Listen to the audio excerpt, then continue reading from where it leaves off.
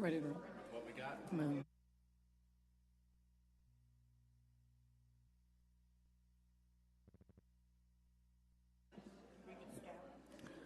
Good evening, everybody.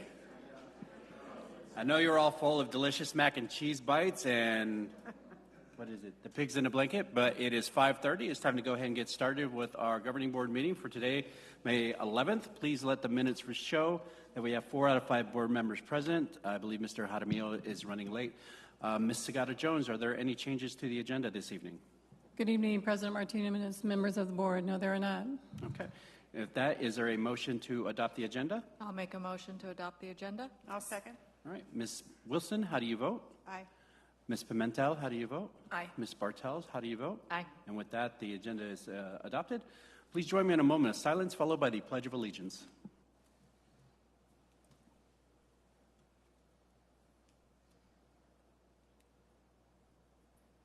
Please rise.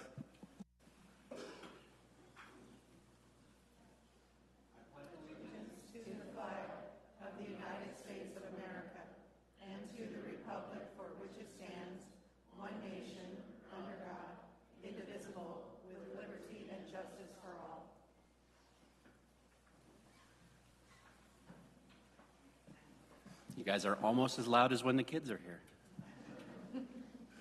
Ms. Segata-Jones, are there any calls to the public this evening? No, there are not. Okay. With that, we move on to our first section for special recognition. Ms. Segata-Jones? Yes, President Martinez, members of the board. At this time, I'd like to introduce some of our Kiwanians that are here. Patrick is here, Gail is here, and Elena is here. So please, Patrick.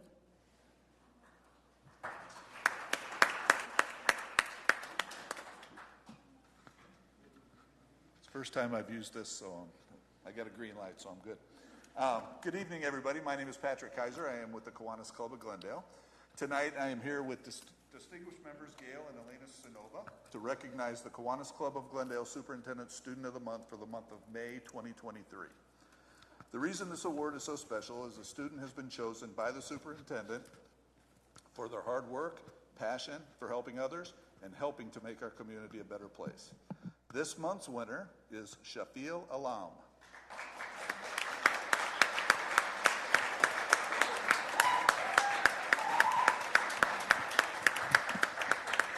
Congratulations.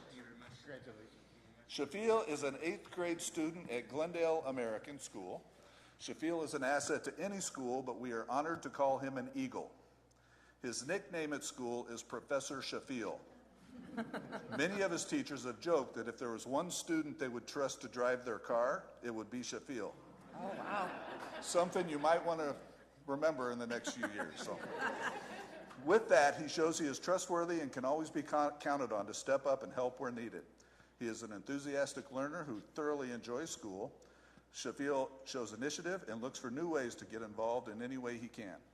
Many times you will find Shafil tutoring his peers in various classes, and this way displays good citizenship by helping other students. He demonstrates his caring nature when helping his peers when they need assistance. Shafil is unfailingly thoughtful in interactions with others, whether it be staff or another student. During the canned food drive, Shafil could be counted on to be one of the first students to roll up his sleeves and get to work. He is an exceptional athlete for the basketball team, and as a captain, he encourages his teammates with kindness and respect. As a manager of the football and soccer teams, he took the job seriously and demonstrated responsibility throughout both seasons. Through all of this, Shafil has never dipped below a 3.5 GPA in any of his classes, which shows he's a conscientious, hardworking student. He is also incredibly self-motivated when it comes to the subjects he studies, and even part of an advanced algebra class, which normally is something taken in high school. Shafil readily grasps new concepts and ideas, avoids careless errors through attention to detail, and always exceeds expectations with the quality of his work. Congratulations. We have a certificate to recognize your hard work. Thank you. We also have a $50 gift card to Walmart from the Kiwanis Club of Glendale to congratulate you and encourage you to keep up the good work.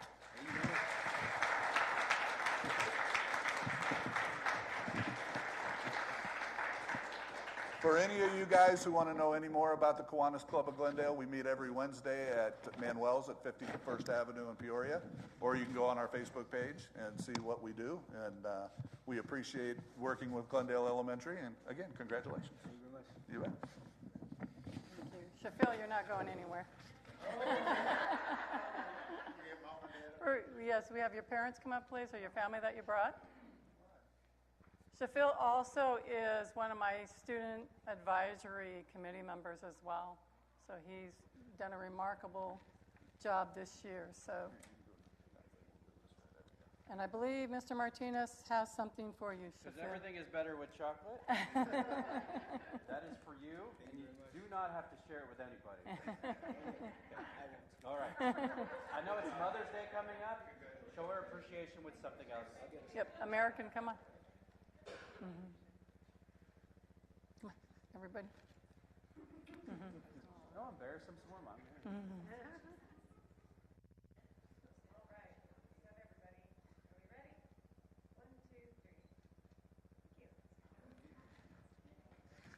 Congratulations. Thank you.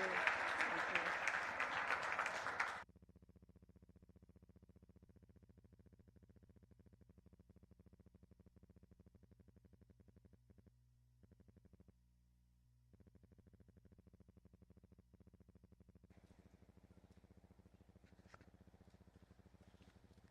Are we ready? We are so ready. For those of you that are visiting or the first time with us, right now we have some other recognitions that we do. We do a Just Because. We do that once a month. We randomly select an employee and we randomly select a student. And then they're recognized as Just Because. We want to say thank you just because you chose GSD, and we're proud that you choose GSD to play a place where you work and also a place where you receive your education.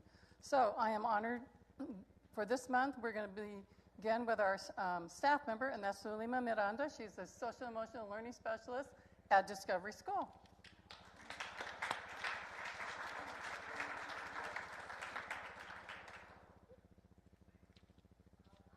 Do you have family with you? Yeah. Come on up. He's like, dang it, I almost got away.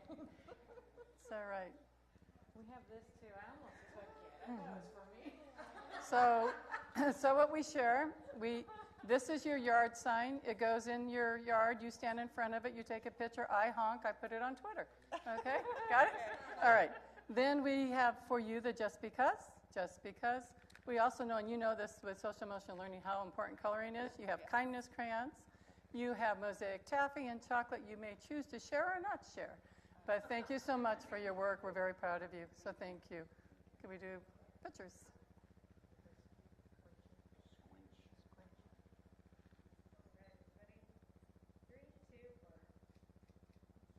Thank you. Thank you so much. Thank you.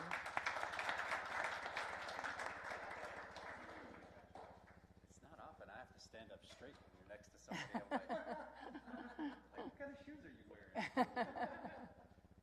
Next, I am so honored and proud to announce our Just Because student, and that goes to Nolani Fernandez. She's a student at Bicentennial South, and also a mom, teaches at Bicentennial South. So come on up. How wonderful.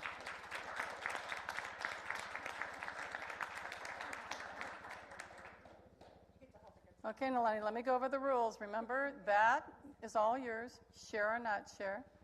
This is your sign. You're going to put it in your yard. I'm going to come by and honk. You'll know it's me. Take a picture, and I'll put you on Twitter again, okay? All right? Look in the neighborhood to see I what do. signs are out there. I do. And I visited you, and then a couple days later, I was visiting Mom because she's part of the 10 to 20-year Generation GSD Club. So yes, yes, yes. All right, so let's do some pictures.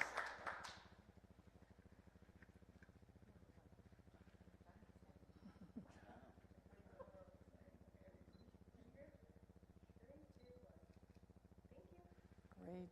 Thank you so much. Okay, you guys want to move that way, I guess? Yep. And you want to bring principals? Then my principals, please. Principals that are presenting retirement, please.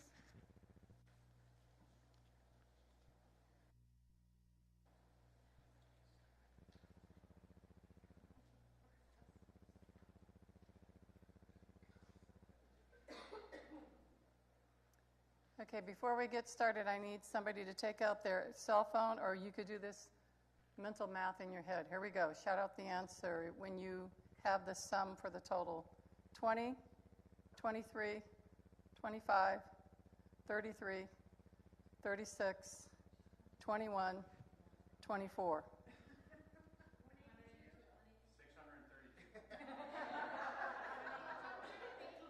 182 from the back. Joanna, yes, thank you. Did somebody want to check her math? You did? 182. Great. So tonight we're honoring 182 years of service here in Glendale Elementary School District, not by one single person, but a group of people. So very, very happy about that. So what I'm going to do, I'm going to call your name, and then you'll come up and receive your retirement reward. I'm so happy that you are retiring, enjoy retirement, but it's always bittersweet for us because we know that we're going to have to fill your position and we're going to miss you so much, but enjoy retirement. You worked extremely hard in your careers.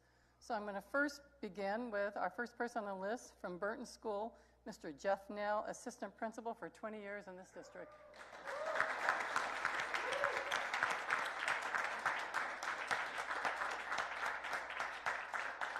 Jeff, it has been my honor to serve as your superintendent. I wish you nothing but happiness, and I know you're going to be the best granddad ever.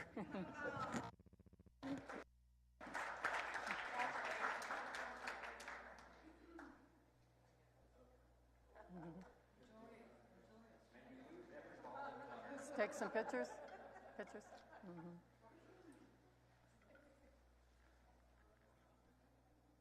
Do we have any Burton people here?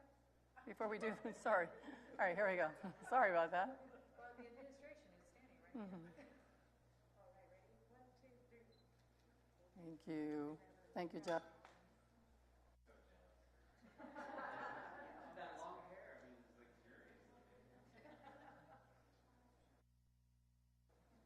Next, we have Miss Zarob, Hannah Zarob from Challenger, teacher, 23 years. Hanan, couldn't be more proud of you.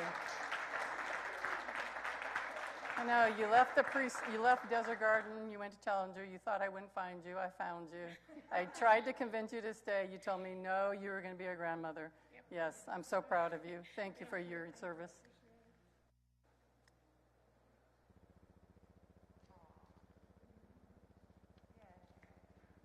Come on, Brad, let's take pictures.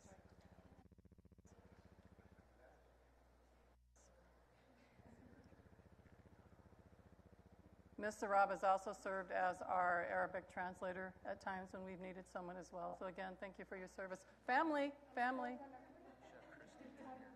Christy, she was with you too. Come on up. Anytime, did you hear that? Put that in the record, in the minutes. Anytime I need her, she said she's coming back. I will need you on August 7th? Is that when I need her? Oh, she said translating. Great, thanks. You do have that privilege when you retire. You get to set your own schedule. So I hear. I am. Thank you so much. Thank you. Thank you. Thank you so much. Congratulations. Oh, thank you so much.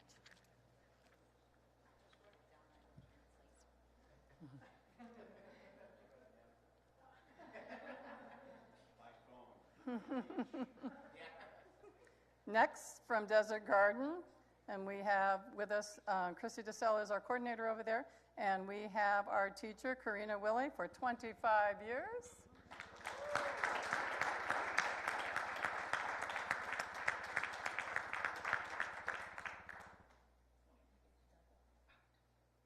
Service award, and yes, congratulations.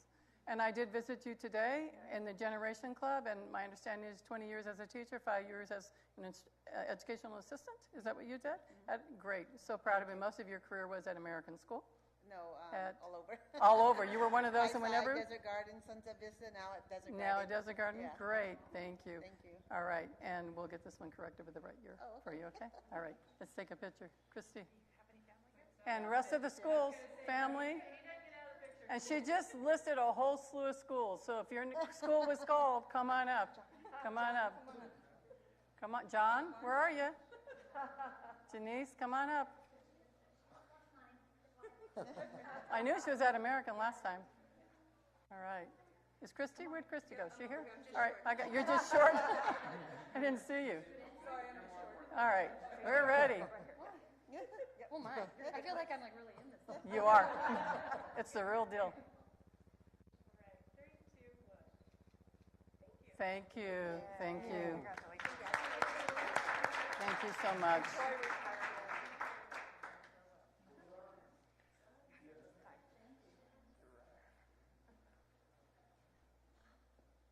And for those of you new in the audience, we really did not have a photo bomber. That is Hector Jaramillo, our board member. So thank you. Thank you. Please let the minutes reflect. Okay, next we are going to go to Desert Spirit. And Principal Santina Carrillo is here with us. And our first one goes to our educational assistant, Deborah Beebe.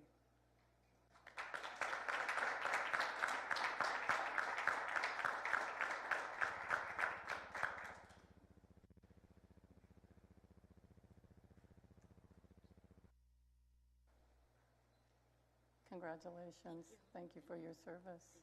Thank you for everything. Enjoy retirement.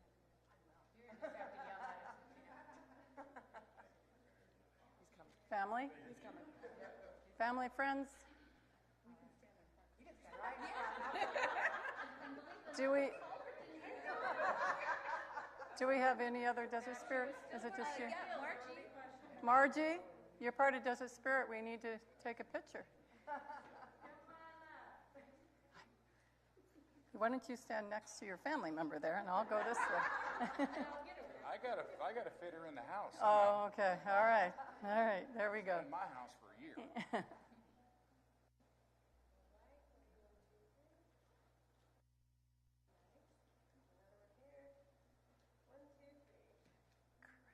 Thank you. Thank you. Congratulations.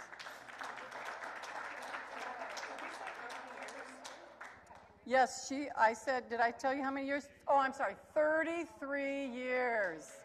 33 years.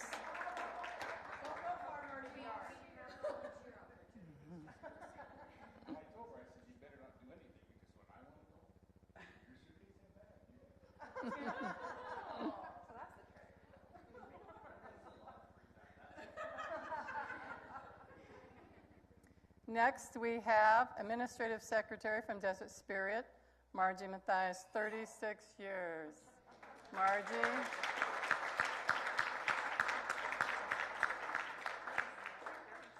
"36 years.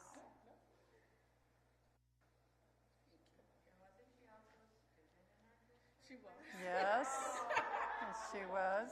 Santina was her teacher. Just kidding. Finally, somebody older than me. Yes, see? Finally.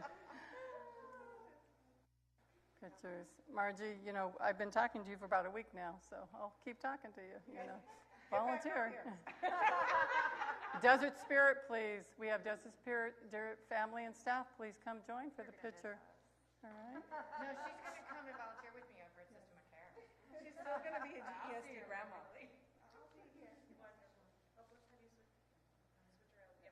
Hey, hang on. Elizabeth, you're a Desert Spirit? No, Sunset Vista, sorry. I thought I saw somebody else next to you. No? No? Ready? Go.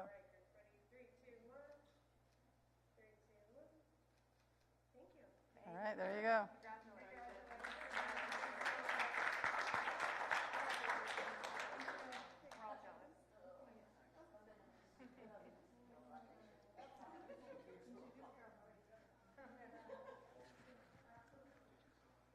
Okay, and yours is here?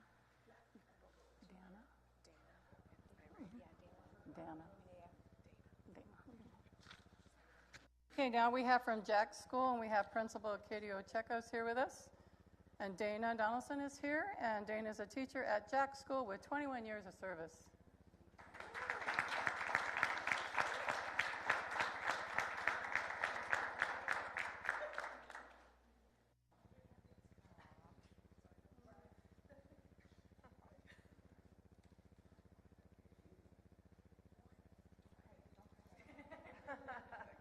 Congratulations, Danny. Thank you. So proud of you. Congratulations. There's no crying in the boardroom when you retire. Come on. It's happy.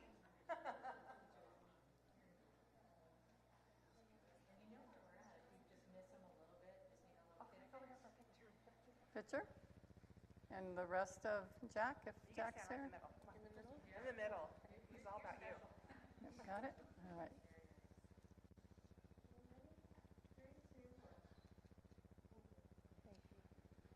Congratulations. Enjoy retirement.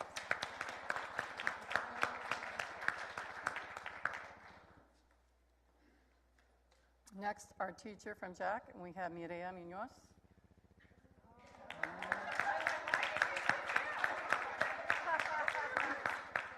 Your award. You get your award first.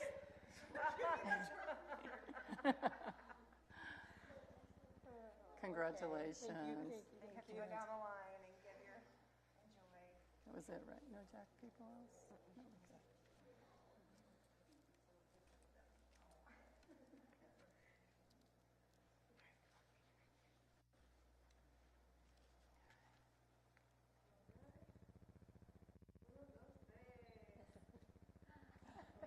No, okay. Thank you.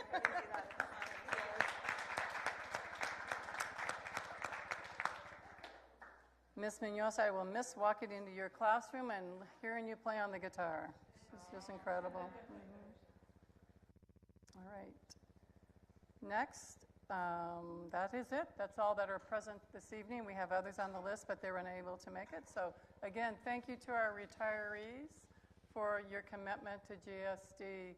Couldn't be more proud of you and the work that you've done. Please take time for yourself, enjoy. You're always welcome back at GSD, but take some time for yourself and your families.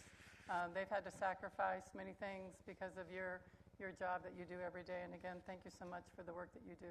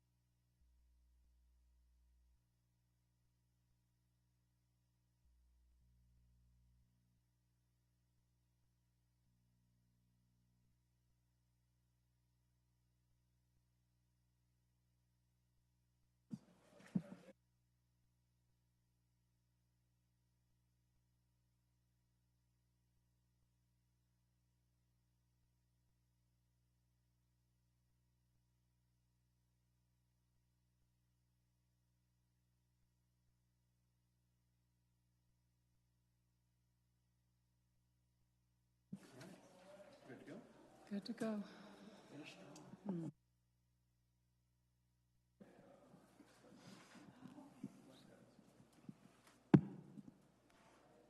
Suddenly turned into a very lonely meeting.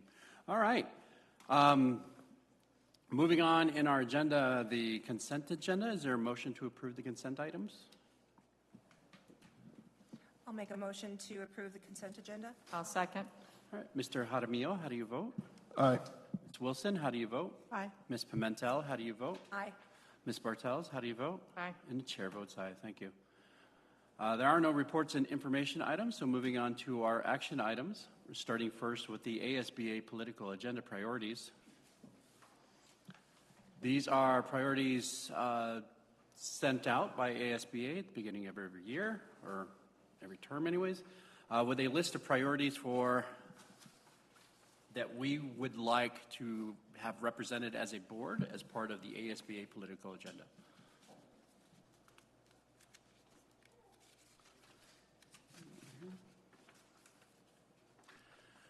So there are a number of priorities here. ASBA asked that we recommend 5. We asked earlier to recommend 8, and we'll kind of pare them down from there and see where we can find consensus among the 5 items that we would like to submit to ASBA as part of our political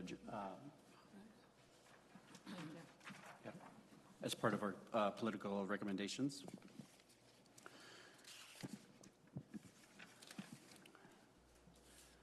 We'll go ahead and start. Mr. Jaramillo, did you have a list of items that you would like to see prioritized on the political agenda? That's for items 1 to 15, right? Out of these ones? If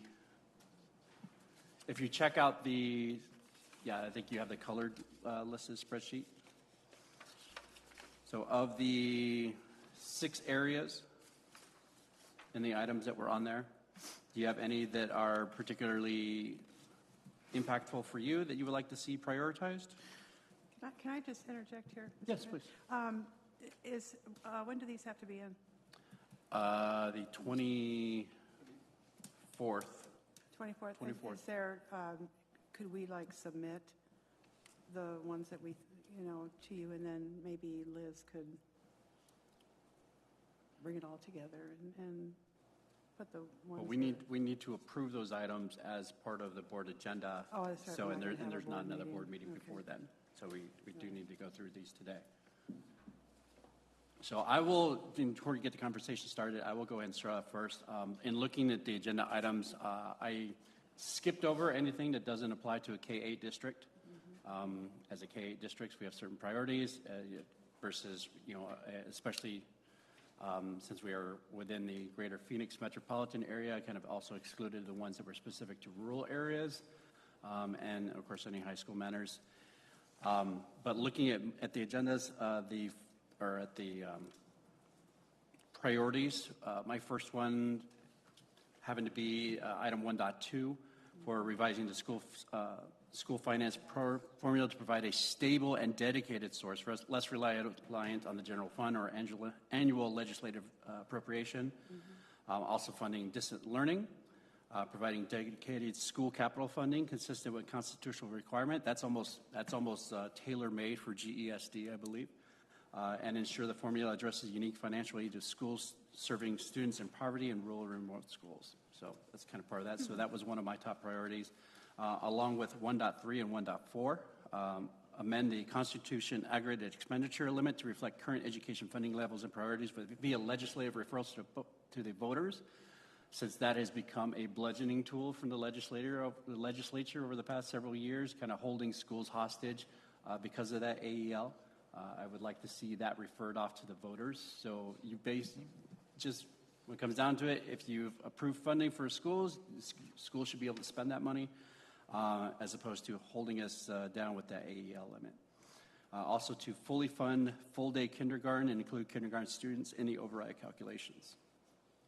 Amongst the others ones, item 1.13, reform current year funding to assist and provide districts with appropriate, stable annual budgeting ability and technical reliability to help us, especially as a declining district. We need to be able to have more time to make adjustments to staffing as needed. If we need to make changes, we need time to do that, as opposed to we have to make adjustments on the fly. As a public education entity, and especially how difficult it is to find qualified staff, teachers, and classified personnel, it makes it a little more stable for us to be able to provide for our students. Moving on in the next area, I also chose 2.8, which is opposed legislation intended to or lessen to curtail the legal authority of locally elected school boards, including their authority to approve curriculum. I've seen a lot of micromanaging sometimes coming out of the legislature, which irritates me because when it comes down to it, we were both elected by the same sort of people.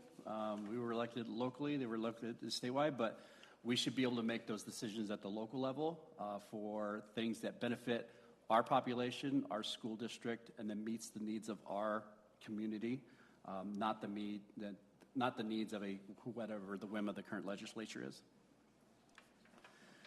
And then I skipped down to 4-1. If you're following along at home, feel free to, the documents are, I believe, on board docs as well, but 4-1, establish financial and academic transparency for all institutions and individuals that accept public funds. As a public school district, there is not another business model anywhere that is under more scrutiny than a public school district. We get audited all the time. We have reports due all the time. We have testing all the time. We have a ridiculous amount of reporting requirements for everything that happens in school finance, and I would just like to see that if you can't lessen the requirements, then everybody should be playing by the same rules, regardless of whether you're a public school or a charter school. If you're getting the same funds from the same pool of money, the taxpayers also have a right to know where that money is going. I mean, you're talking about things like ESA vouchers. Yes, people are benefiting, and I believe today there was an email that went out. I forgot where I saw it now, but there was an email that went out that the ESA vouchers now would qualify as the largest school district in Arizona. Current now outranking Mesa Public Schools as the largest number of student counts. So they should be held, the schools that they go to should be held to the same requirements as everybody else. Related to that, 4-2, repeal any program that gives public funds for private schools, vouchers, or the ESA accounts, and prevent any future expansion. As a whole, the state of Arizona voters have rejected this multiple times, and yet the legislature keeps bringing it back, and even going so far as to changing some wording of the law to try and get it passed, and they have been rejected every time. I think that they should follow the will of the voters. And then the last one I put on there, because this seems to be a current, I don't want to say trigger point for some legislatures, but 6-2 supports policy that promotes social and emotional wellness as a critical component of improving school climate, safety, and learning for all students and staff. A kid is more than what they will learn in math class, more than how well they speak, write, and type English. We need to treat them as a person, and as part of that, social and emotional learning is a huge part of that. And if you neglect one, then you are inadvertently neglecting the other. We teach kids. We don't teach students. So those are the ones I kind of picked off that kind of resonated with me on the political agenda. Any others that you see that you'd like to talk about? Yes, Ms. Wilson? I had circled 1-5, advocate to preserve and protect the voters' original intent of Prop 301, protect voters' intent in funding K-12 education, and oppose legislation that attempts to supplant or divert additional voter-approved funding streams, which is kind of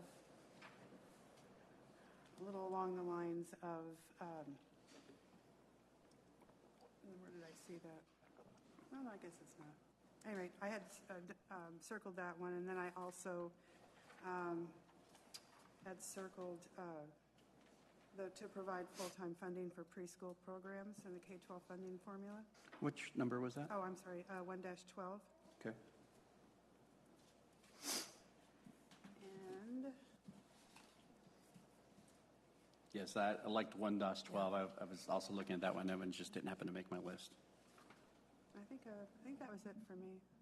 Okay. You had 4-2, right? 4-2. 2?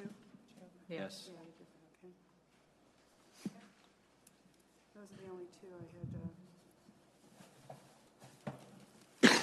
I'm going to jump in here. I felt, in addition to what everyone else is saying, 1-11, adequately fund the costs of student transportation, including adequate maintenance for school bus routes. I don't remember the percentage, and maybe somebody can give it to me, of what our funding is for our SPED students. Isn't that a majority of what our funding for SPED is transportation? And it's huge. And the transportation, you would think it wouldn't be so large, but it's immense. So I would like to see that covered, as well as 3-5, support policy that recognizes, respects, and promotes teaching as a profession. Our teachers are not being treated as professionals. Our teachers have not just bachelor's degrees, but they have master's degrees. They have multiple degrees, and it's not anybody here, obviously, that's treating our teachers as subpar. It is legislators who are teaching them as babysitters, and that's insulting to each and every one of them and their bank accounts that still have everyone that still has their, I can't think of the word. They still have to pay money back for their loans. Thank you. Couldn't think of the word. I know that well. Yes. I also like 3-8, support policy that protects school district employees and students from discrimination, including on the basis of sexual orientation and gender identity. That's a hot topic right now, and I think we need to protect everybody, especially any of our trans LGBTQI students and staff. And I guess one other one that really, there's two, I guess 4.4-1 and 4-4 are similar. 4-4 is enforce financial requirements and seek recovery of improperly received and or expended public funds by charter and private schools and organizations. And that's all I have. Trust me, if they changed one and not the other, that's what would happen. See, that's the one that kind of threw me off, because if there's like a fraud level thing, there's legal recourse to get that money back. They're supposed to. Doesn't mean they will follow through with it. I've seen charter schools shut down for legal reasons, and them going after the owners of those charter schools. Just like I've seen public schools have legal repercussions for mismanagement. Yep. Did you finish your cross-reference there, Brenda? Yes, I did. All right, let's hear it. So one of the ones that I had different, I circled 1-7. I'm sorry, no students and staff should be in buildings that just have not exceeded their health. You know, we shouldn't be sacrificing or potentially sacrificing the safety of people because the state won't provide funding for it. And then the other one that I circled was 1-10 with regards to, it's not enough that they do a study on the cost associated with the services for exceptional students, but they need to actually fund us for that. And then guess what? That would free up our gen ed dollars for our gen ed students. So where are we overlapping? Do you have items that overlap? Well, I have 1-3, 1-4, 1-12 overlap between myself and Mary Ann.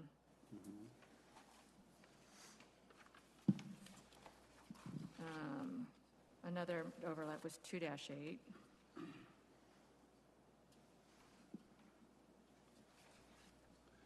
And don't get me wrong. I mean, last time we went through this last year, we kind of in the same decision. Like, there wasn't anything on here that I disagreed with at all. It was very much a puppies and rainbows.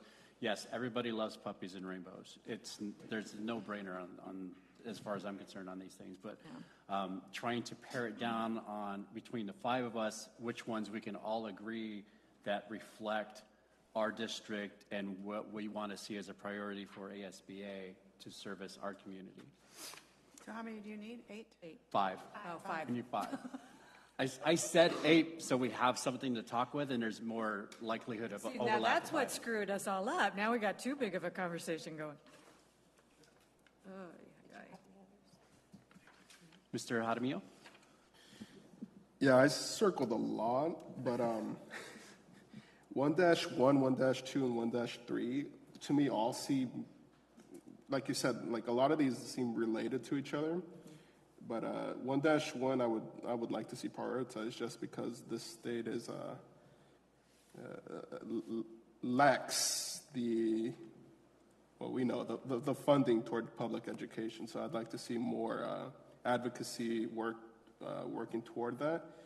And then also 1-4 and 1-12. 1-3. No. 1-4, 1-12. Sorry. Providing full-day kindergarten and preschool. So that way working people are able to bring their kids to school earlier and they're able to provide for their families in a less restrictive way. And then let's see here.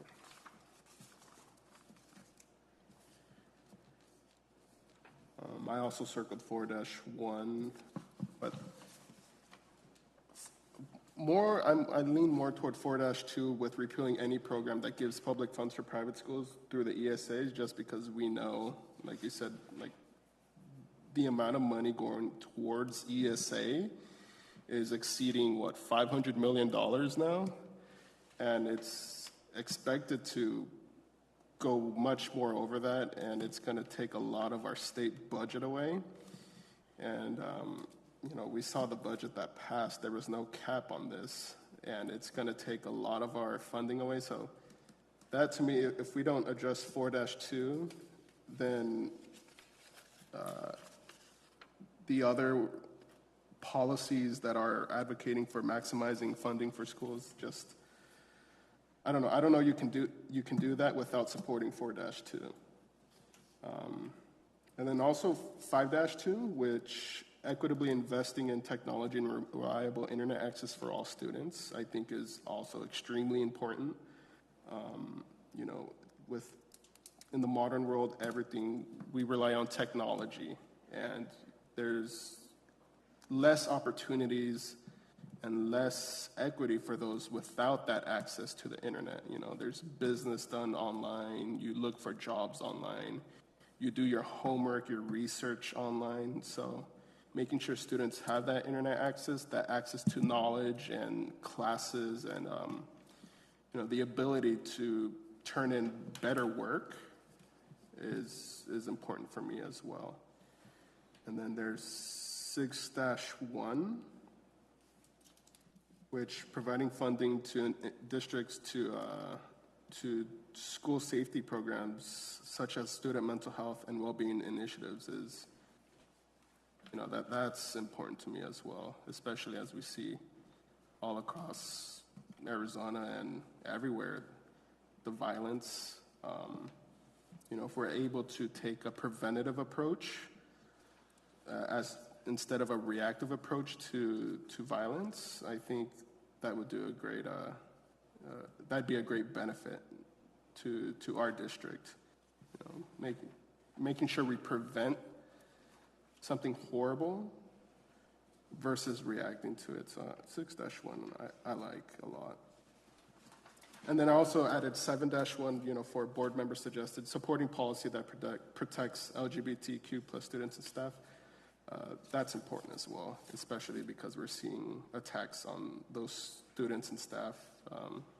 Even here in Arizona, next door, it's getting very ugly, and you know, I'd like to make sure we protect our students and staff ahead of time, rather than wait for, I don't know, someone to come in here and try to shake things up in a bad way. So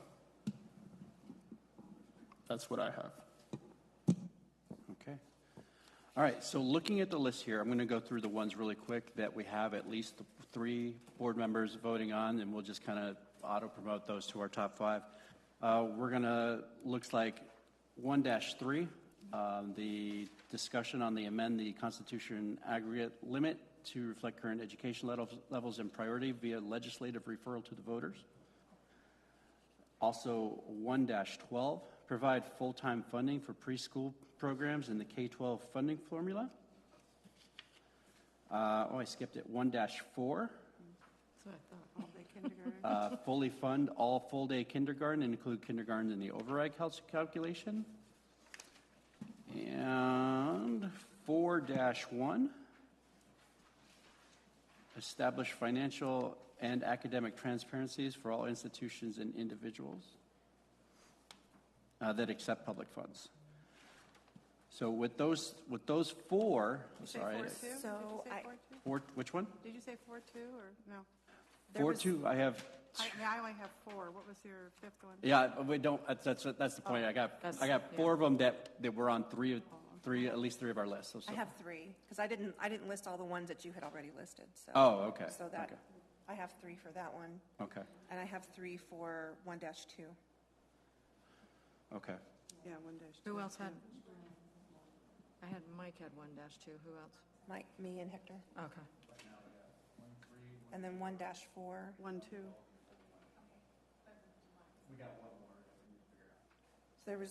So So I didn't list each one. I did in addition to what everyone else had said. So for 3, I have 1-2 has 3, 1-3 has 4, 1-4 has 3, 1-12 has 3, 2-8 has 3,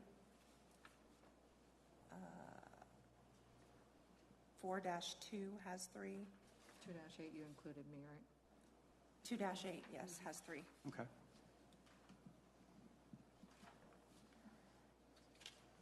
Okay, so give me a second. Let me go back through here. So we have, of the items that we have here, the items that have at least 3 votes on are going to be 1-2, 1-3, 1-4, 1-12, 2-8, 4-1, 4-2. Yes, Does that sound correct? yes. So that gives us 7. So we need to pare down 2. You can't put those in as I'd stick They them in ask anyway. for 5, we will deliver 5. So, Because if I had to deliver, if we had our way, we would have just do all of this. All of this sounds good. Mr. Martinez, members of the board, if I may, I'm concerned about 1-10. I know it says study, but special education costs are astronomical for us. We cannot find special education teachers. We're contracting out. Also, Ms. Pimentel, you had mentioned about transportation costs. Our transportation cost for gen ed students is not the cost. It's transporting our children with special needs because they're not adequately funded. So I just wanted to... 1-11? Yeah. No, 1-10. Okay. No, 11, 11. should be 11. No, 1-10 I'm asking to look at because that addresses exceptional children. Oh, 10. And with exceptional children is a high cost for transportation. They need to fund the transportation adequately. Okay. We are sitting with 20 vacancies for children with special needs right now. Okay. 20 vacancies of teachers that we need. And if you go to a contracted service, some of those are $500 a day Yeah. to put somebody in. And then outside placement is astronomical. Yeah, I agree, because I work with exceptional students in my day job, and you can see the lack of funding for these students. These kids need a little bit of extra help and more resources, and they're just not there.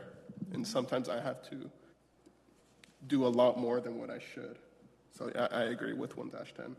Okay, so let's take another look at this. So if we add that to our list, that's at 8. So let's take another look at the ones we have and which ones of these 8 that we've talked about affect GESD as a district or as a community more than others.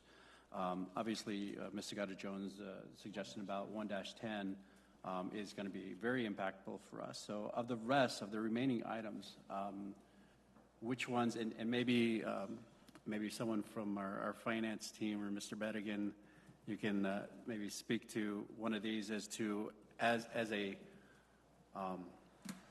district, are you seeing any of these that may be more impactful to us than something else? Mr. President, members of the board, what we talked about internally was really, I think, to the point that you just made, which of these specifically impact Glendale Elementary. 1-4 is important for Glendale Elementary. Yep. 1-7 is important for Glendale Elementary. I think, as the superintendent mentioned, special education is a big one. That should not be overlooked by anyone. And there was one other one that we talked about. 1-10 and really 1-11. When you look at transportation, I think the superintendent mentioned, not only the cost to provide special education to students, but also the cost in transporting students when we also have to do contracted service. That is a big expense, and I think, as the superintendent has mentioned, that's an area where it's not funded adequately, and 40-ish% of our total expense in transportation is related to special ed. So I think for the sake of simplicity, I think 111 to me feels like it should be a subset of 110. Transportation. Yeah, there's several that. Yeah, transportation should be included in a cost study like that. Yeah. So I think we will stick with 110, definitely 14, if we find that that impacts us. Ms. Tagato-Jones, did you have anything? When you try to look at which are, some of them are embedded and others, and I'm a supporter of full-day K and preschool, but when you look at 1-10, it says including early intervention. If they would just provide the funding for early intervention, that's going to automatically place into preschool. Right. So. Okay. So could we combine somehow 1-4, the full-day kindergarten, with 1-12, full-day preschool, and sprinkle in some transportation in there? They have to be Well, I don't think we separate. can submit it as combined. I think I think to whittle down what we have here, we really need to, look at 110, conduct an exceptional student services cost study to ensure students receive adequate funding for the actual cost of services. If early intervention is part of that, then we just kind of wrap 1-4 and 1-12 Kind of, into that. covered in one, because Yes. portion is covered somewhere Or else. that's the argument we make if anyone asks us about it. Yes, and President Martinez, I agree. I'm a full supporter of funding full-day K. Currently, we do fund that. So we're able to do that. I am really concerned, I'm going to say that again, about special education. I'm very concerned about that. Okay. And I've seen some of those numbers signing the vouchers, and I know why we have to, because there's a legal requirement. But that means that money has to be pulled from somebody else. Children need services, and we need to provide them the best services, and they're not funding children with special needs needs to be addressed at the state level. Yep.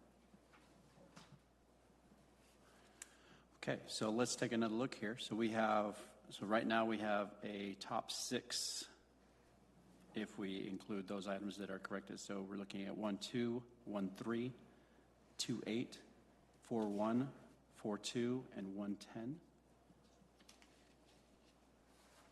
Say that again? Wait. I'm sorry.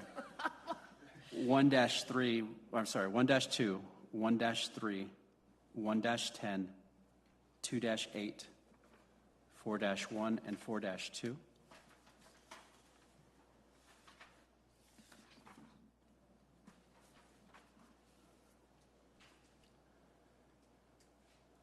Let's see. Mr. Bergen, Ms. Martinez, if you don't mind.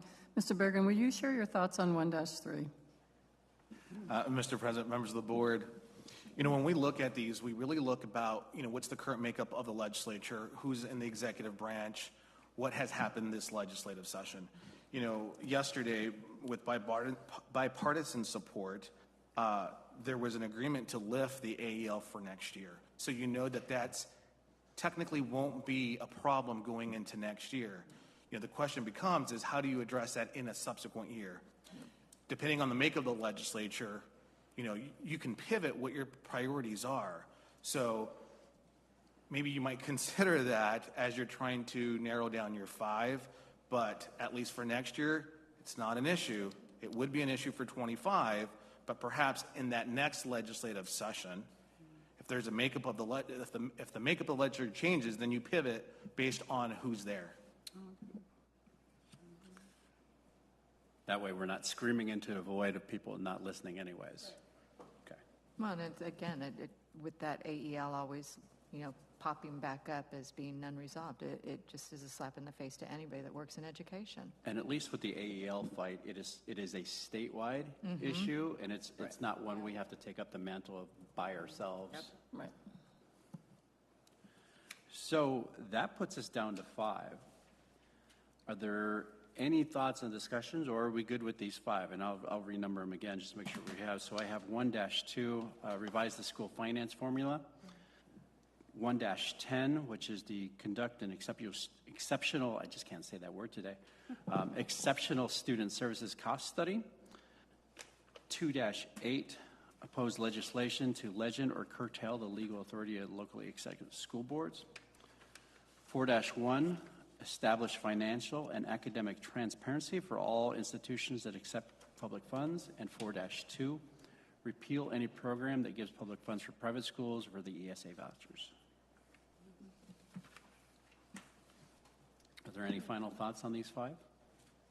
Now, did that include the 5 that admin discussed?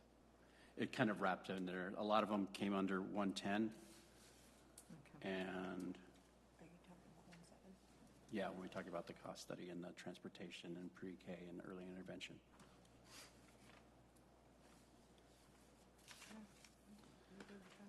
Okay. Give you a little moment to digest. Once you've had a moment to take a look, is there a motion to adopt these 5 items?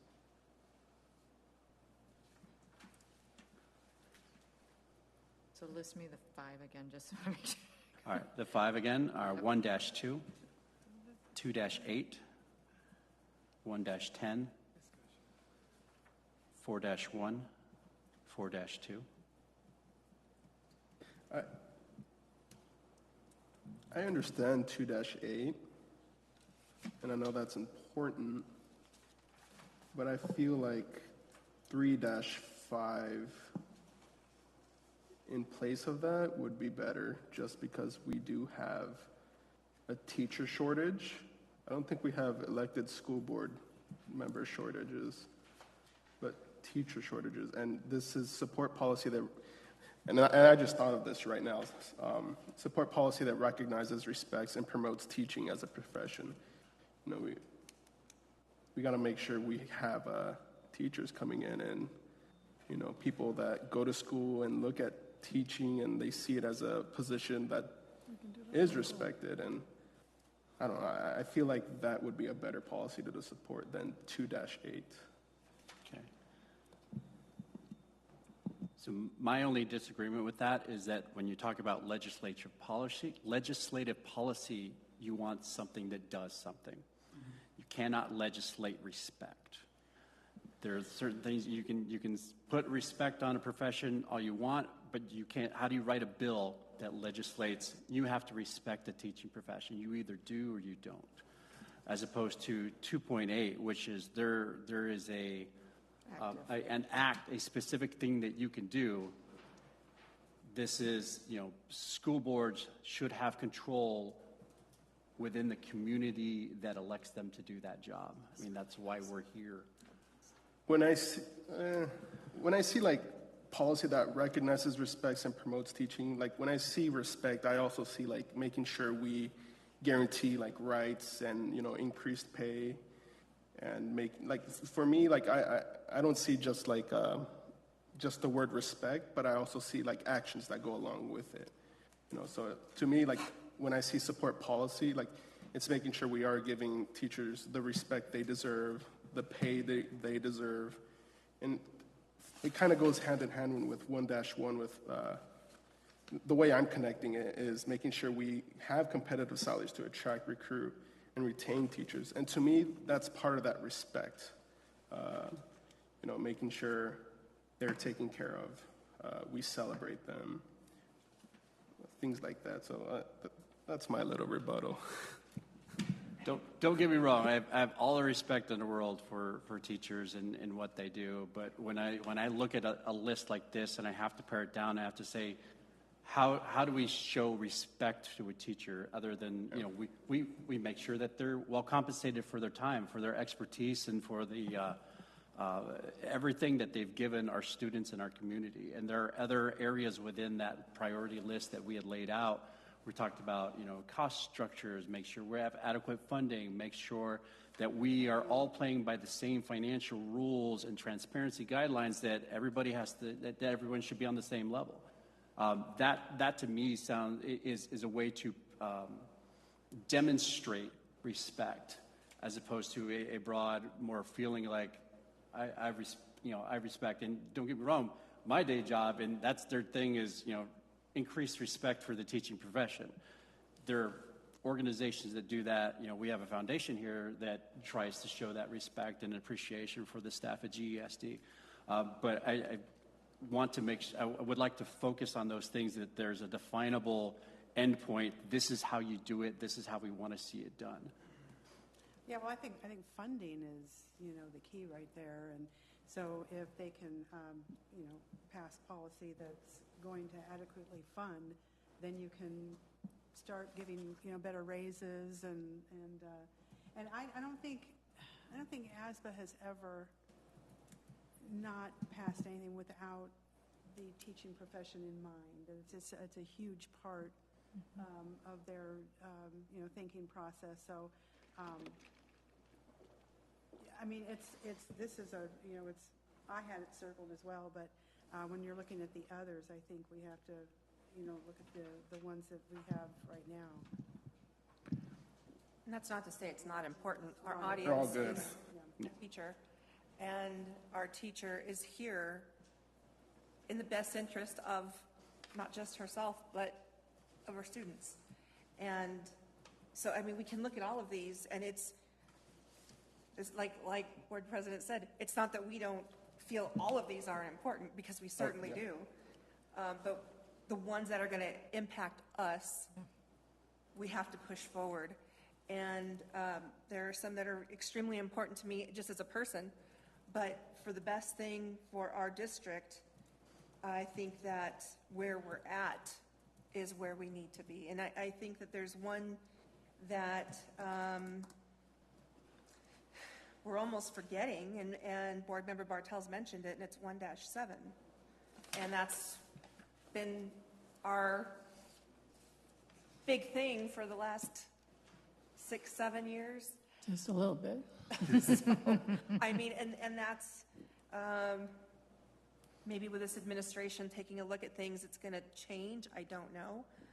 But it all comes down to funding. Bottom line, everything that we're talking about comes down to funding. And I think when we're choosing 1-2, 1-10, it's definitely funding. Yeah, but at least we're reminding them at the same time when we do focus, so that people, because, they hear over and over again, oh, you just want more money for schools.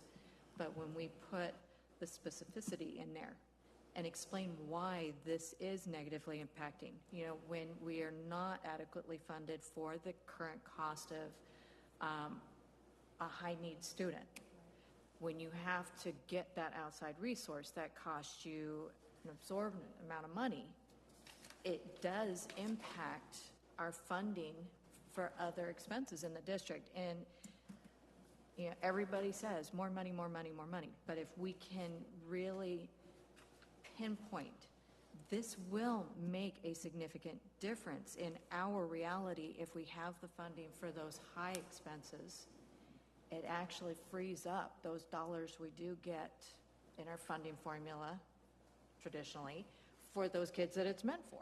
Right. And right now it can't because of legal requirements. Mr. President, members of the board, if I may.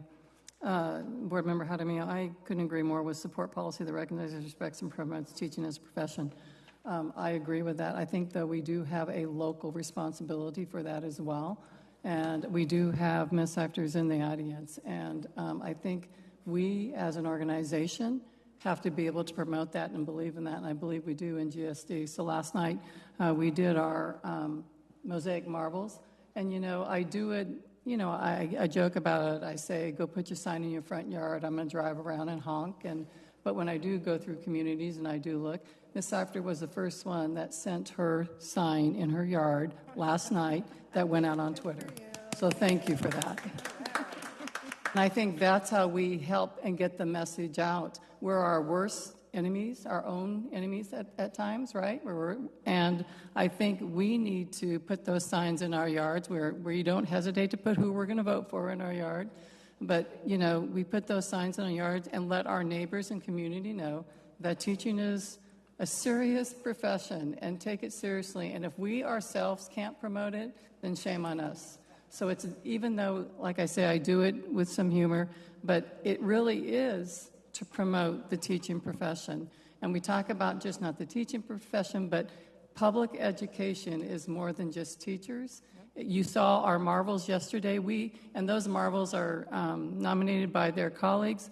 They were across the boards in what people do. You had educational assistants, you had food service assistants, you name it, every area was covered. And so that, we had students, we had business partnerships. We've come a long way with that.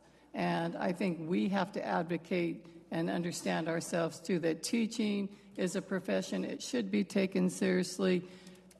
You know, we run, as your superintendent, in the business world, I'm not known as a superintendent unless I'm in construction. I'm known as a CEO, and I have a multi-million-dollar budget I'm responsible for. And people need to take this organization and public education just as important with all of its employees as they do Microsoft and Apple and every other big organizations, because we run multi-million-dollar organizations with quality staff people. We've got 1,100 or so employees, under 9,000 students we're responsible for. What is it, 280 million or something, 2 point what? 100 million. 100 million that we're responsible for in budgets across the board. I think that number is higher than what Valerie gave me, but I mean, my number is better than your number, I think. I'm going to argue that. But it's important. They don't see public education as that. They see, oh, well, it's, you know, teachers in classrooms. Yeah, it's teachers in classrooms working very hard. And but sometimes because we've all gone to school, we all think we can teach. And, you know, I can tell you right now, I can't fly a plane. So, but I respect those pilots. Yep. But, you know, I do think we have some local control that we can do to promote those things. I'm convinced. All right, then. So, going back to the 5, is there a motion to approve these 5 items as our ASBA legislative priorities to submit? I'll make a motion to approve items 1-2, 1-10, 2-8, 4-1, 4-2. Is there a second? I'll second. Mr. Jaramillo, how do you vote? Aye. Ms. Wilson, how do you vote? Aye. Ms. Pimentel, how do you vote? Aye. Ms. Bartels, how do you vote? Aye. And the chair votes aye. Thank you. All right, moving on to our second action item, governing board goals, norms, commitments, and communication styles. These are the items that we talked about over our study session. Ms. Segato-Jones, did you have something? We did talk about them in the study session, and oh, I just lost my internet. Sorry about that. Please ignore that the file attachment says GORD norms instead of board norms. We are not all pumpkins.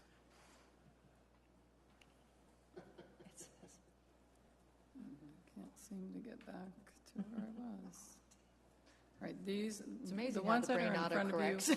are the ones that we discussed in the study session, and we asked that we would bring them back so that everyone could look at those and agree to those, and then we'd have a motion to, I'm sorry, mine is clearer in the wrong thing. I lost it for a minute. So these are all items that we talked about during our study sessions. Take a moment to kind of review the document, if you would. I am really proud of this document. I think it's something that the one we had before, I think, was kind of new, and I don't know that any other board has it. And when I talk about that we have this and we adhere to it, it's a lot of work that we've done. And this one, I think, is an updated one. I think it's great. As I'm looking at it, I see a typo. Where is that at? I'm sorry, my iPad has decided to... Where it says respect, it says, where to go? Oh, speak form, own Yes. experiences. Form. Oh, I'm sorry. My brain saw from. Oh, Yeah, speaks but the from. brain does Brain saw autocorrect. from. I apologize, but So- okay, so speaks from. I'm Yep. sorry about that. All right, I'm back up. No problem. I've never typoed in my life. But the Neither. content is I'll show right no on pity par. for you, Ms. Segato-Jones. I use artificial intelligence. The content, I think, is amazing. So the intent is we will get these printed off and we will get these stationed up here so we'll have always something to refer to. And these would be the guidelines by which we operate on. Keeps going.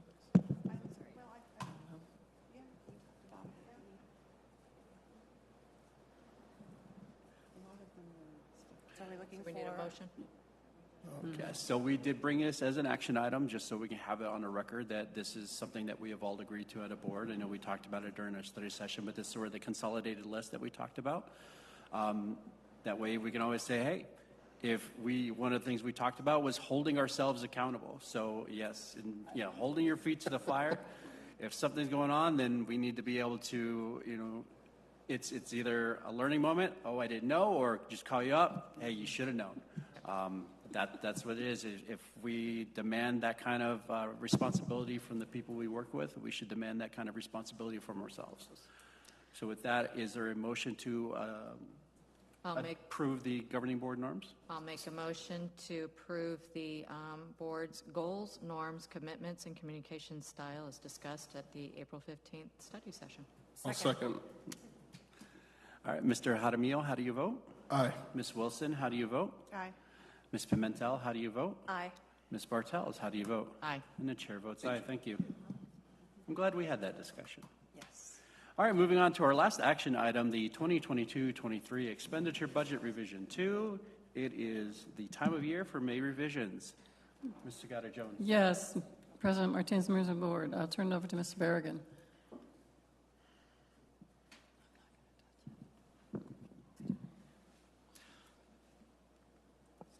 Mr. President, members of the board, I will be brief, but I do want to spend probably a little bit more time really on this chart. It's really the ADM previously, historically, and then kind of what we're seeing. I think this is perhaps going to be an important slide, especially as we kind of go into next year and just kind of the thought and the approach over the next year or two. I wanted to point out the arrow that you see there, which was last year's adopted budget. So back in June, July, we initially built that budget with using $10,248. And in reality, we ended up decreasing the ADM to $92.46, which was very significant. And I just kind of want to take you back to when we were having some of our public forums and we were talking about declining enrollment. A lot of the feedback that we had, whether it was in this room or at the 5 communities that we went into to do the presentation, there was a lot of feedback that it's the pandemic, kids will return. And it's kind of a temporary thing. But it's actually the opposite. We're actually seeing the declining at a faster rate than what we projected. And I think that's troublesome. That's a concern. And so I think that's important because we should be looking at how to handle over the next couple of years, because I believe the next 3 years will be some of the bigger declines over the next 10 years, and then they're smaller declines. And so just to give you an example, had the pandemic not occurred, we believe that the ADM that we would be working off of today would be 10,002, but in reality it's that 8758, and that's a significant difference. And you can just kind of see what we've done to give you an idea of pre-pandemic numbers to what we think is that trend. And I'll just tell you, the decline is about 2% faster for this year than what we originally projected, give or take. I think it's really 2.2 more than what we predicted. I think overall it's about a 5.2% decrease. And the reason I point that out is because when we were looking at this, the revised number 2 for 22 really stood out, that RCL of $55 million. And it just took me back. I'm like, hey, why is that like $4 million less than what it was? And so, just looking at the data, and it was a good refresher for me. And so I didn't want to lose sight of the importance of this is how we built the budget, but in reality, it declined at a faster rate than we projected. I'm just going to really jump and compare revised 1 to revised 2. In the end, the biggest difference, or the difference, is just roughly about $210,000. Really, some of that gain is in the override percentage calculation. You can see that actually on the RCO, it's slightly decreased. But in the end, the bottom line, the difference is just about $200,000. Capital just remained the same in the end. District additional assistance was fully restored in 22. We can't lose sight of this figure, especially as we continue to litigate the capital lawsuit issue of the lack of capital funding. But to put it in perspective, about almost $40 million is what was cut or has been cut specific to capital alone. Just final thoughts, something to be fully aware of as we go into Prop 206 and the minimum wage increase. Currently, it's $13.85. We don't know what that's going to be. It's going to be, based on inflation. But decrease in enrollments, a decrease in non-classroom spending. Yesterday, I attended and I spoke at ASBO, and some of the presenters were members of the Auditor General's office, specifically on the classroom dollars report.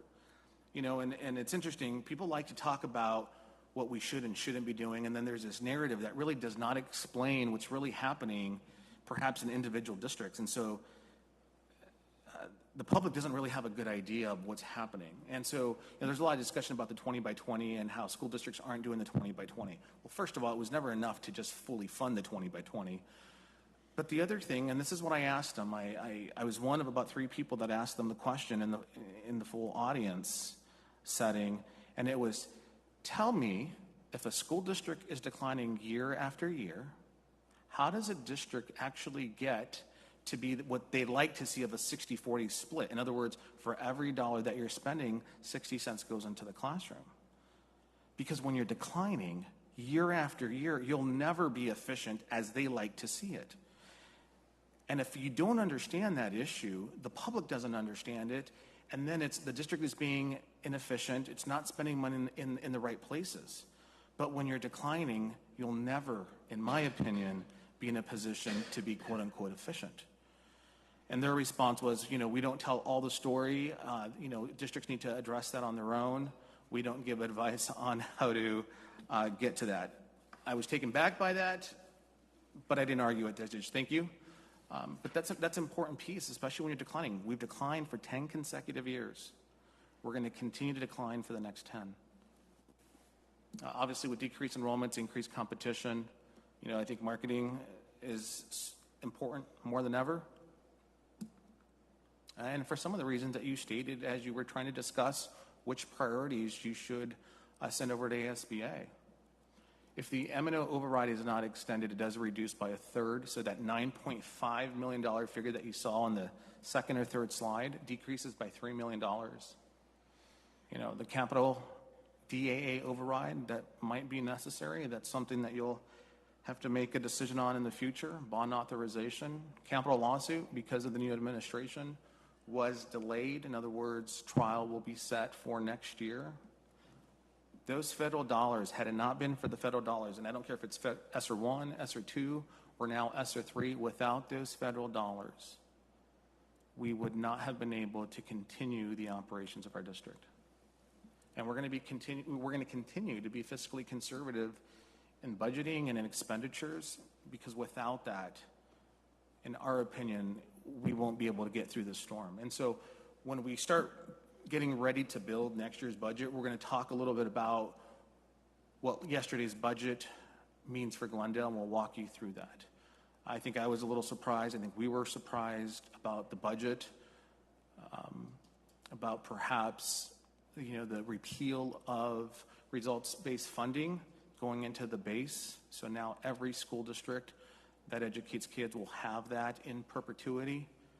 And then just an infusion of about $300 million is one time, and what that does. And a district that's declining like ours, it's going to be really important that we use those monies to weather that storm in the next 3 years. And so how do you provide competitive wages, but also how do you make sure that you're saving enough to weather that storm, knowing that ESSER money is also going away. And as you saw on that first slide, declining enrollment will be an ongoing issue for us. And the next 3 years, this year was a tough one, a decrease of about 5.2 in ADM from last year to this year. And then we'll see where next year really is, but I think it's projected about 3%. But if that's understated, then that could be 4%. And so with that, we want to be cautious, but also be competitive and continue to address the needs of our district. Mr. President, members of the board, with that does conclude my presentation. I'm happy to answer any questions that you might have.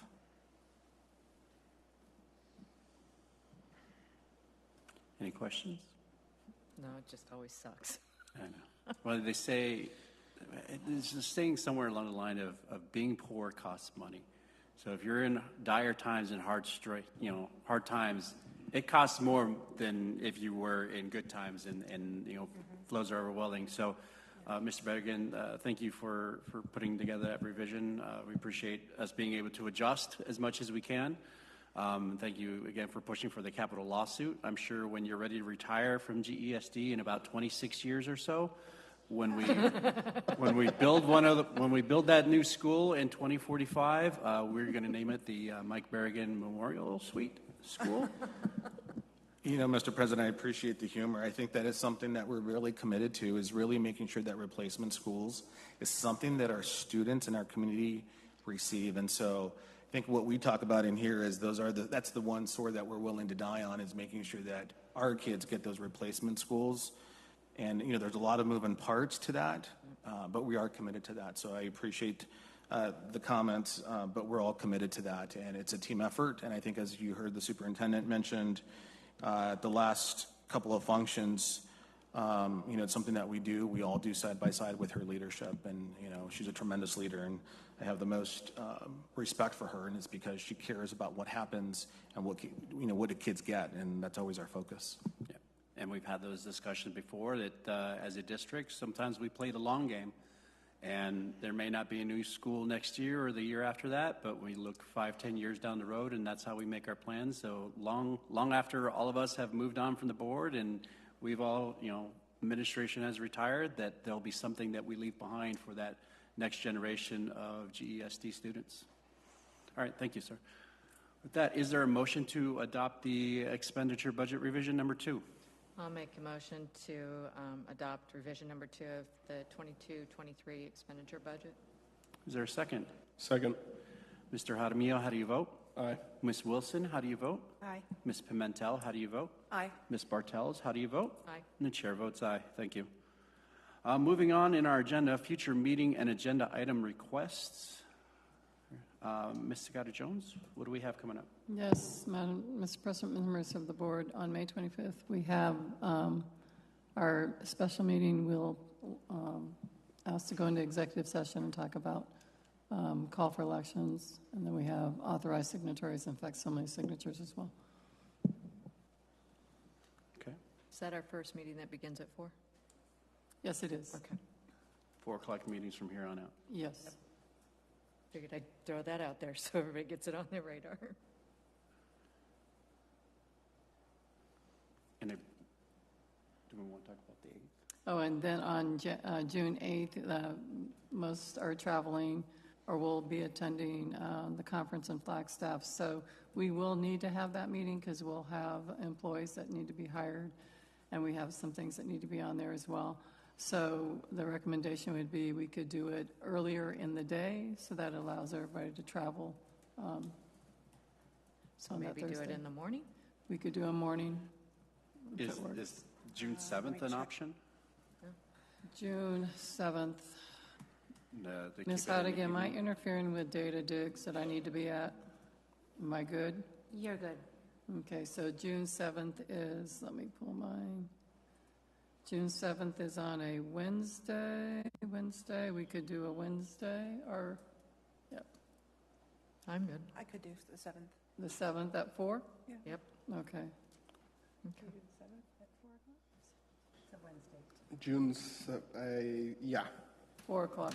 Okay, then let's do it June 7th. Okay, sounds great. Schedule. So we'll get a new invite. Yes.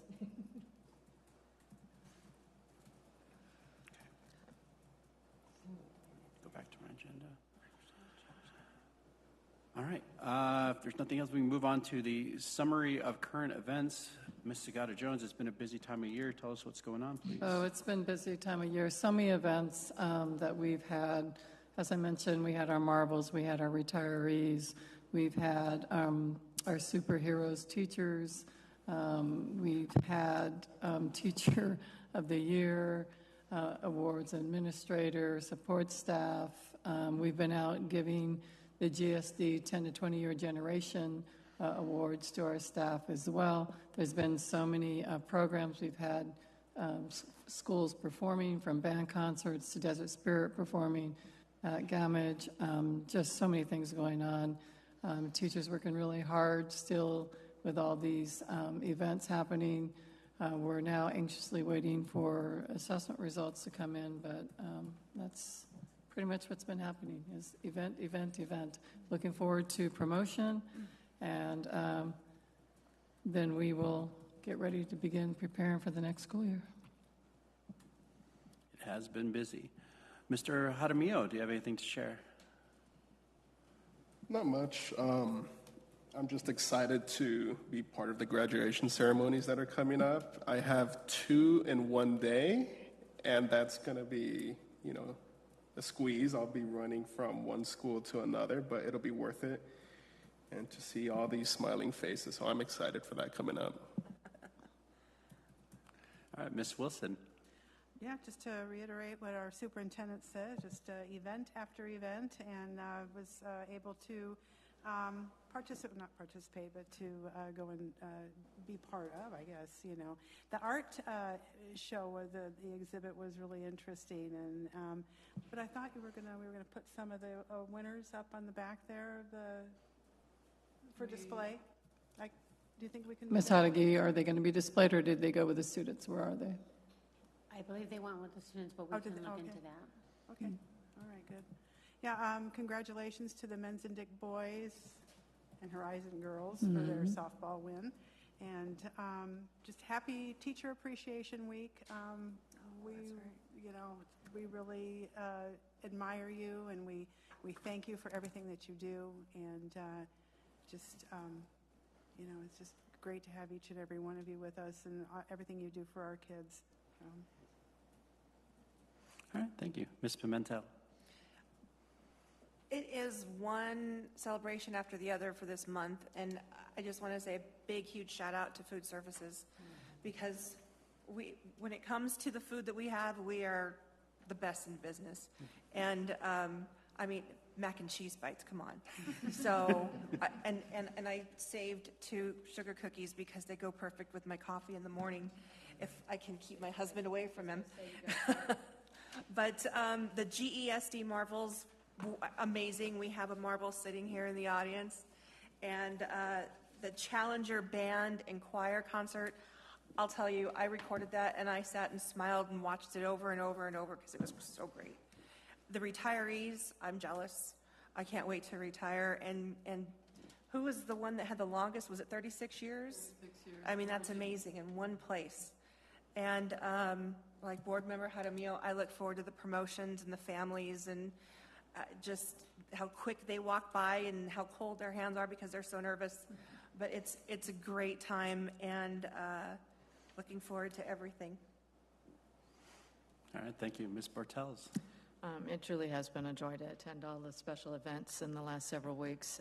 The energy level of our staff, just being able to come and celebrate each other. But I don't think that will be very mild in comparison to the promotion ceremonies. The energy from the families and the kids, and I'm wishing them all positive vibes as they enter the world of freshmen. Next level. Thank you. Again, thank you. I know we had, and I wanted to mention, you had mentioned Teacher Appreciation Week. Not only thank you to all the teachers, but thank you to all of our community vendors that there was so much stuff that was donated, so much food. They talked about all the different vendors and local businesses that chipped in to show teachers our appreciation. And we had a nice long conversation earlier about respect for teachers. There's your respect right there. I mean, that is respect in action, and them being able to do that. So thank you very much to all the vendors that chipped in for that. Congratulations to all the retirees. I know that is my goal. I think it's everybody's goal in this room to hit that point where you retire. I mean, if you've been in the system long enough, you look at that magical 80 points, and you have a little countdown on your phone. It tells you exactly when you hit it, and that's when you're walking on the door right after that day's work is done. Especially, I want to point out, you had talked about Margie, who had been here for 36 years. I remember walking past Margie in the office at IMES when I went to go pick up my kids from preschool there. That's how long, and that wasn't even halfway. That was.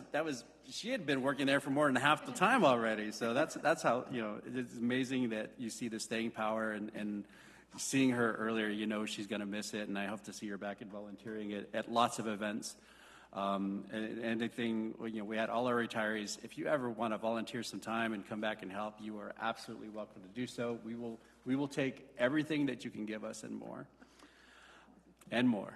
And more. President Martinez, also it was, and I failed to mention, last week, we celebrated our nurses and then our lunch heroes as well. There's just been so many of them, but those as well. I have Nurses Week on my calendar because my ex-wife, my kid's mom, is a nurse, and so I have to mark it on my calendar because if I don't remind the kids to tell your mom Happy Nurses Week, I hear about it at some point. So and my wife used to be a school nurse at IMES, so that was my first introduction to sort of GESD. She was a school nurse over there for several years. So, and now I want to say, Mr. Jaramillo, I am very excited for you to do your first promotion ceremony. I will just give you a heads up. They will give you a script to read, but like Mike Tyson famously said, everyone has a plan until they get punched in the face. So when you get up there and you're in front of all those people, try not to forget the words that are on the page there, because I do it every single time. I think I have it memorized, and I look at it in front of me, and all the words just blink out of my head. And like Ms. Sagata Jones says, sometimes you go off script a little bit. So I'm excited for you. Enjoy every moment of it. I'm telling you, those kids will be more excited than you possibly see in a long, long time. It'll be fun. With that, is there a motion to adjourn? I motion to adjourn. I'll second. All those in favor? Aye. Have a great evening. Happy Mother's